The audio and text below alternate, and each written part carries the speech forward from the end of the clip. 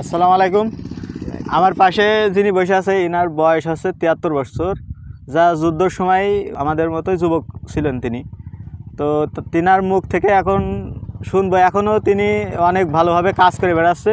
তো আমরা ইনার মতো ইনার বয়স পর্যন্ত যাবো কিনা বলতে পারছি না, তবে ইনারা যে পরিমাণে পরিশ্রম করেছে, কাজ করেছে, আমরা সেরকম পারবো না।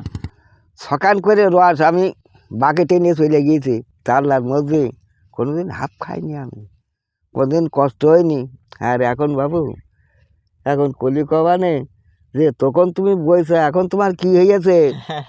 তা বাবা, এই পর্যন্ত তোরা আয়, আইসে তোরা করিস। গাছ আছে কেনে ভাগে দিয়েছে বুঝলাম। তো সকালে ভোরবেলা এসে 4 কান রস পেরিয়ে নিয়ে গিয়েছি। গাছের শক্তির সাথে আমি পেরিয়ে দিই না, এখন আর গাছ কাটতে পারি না। শক্তি লাগে না একটা? তা তো অবশ্যই শক্তি লাগে, এটা দাকানে পোস্তা না, শক্তি লাগে।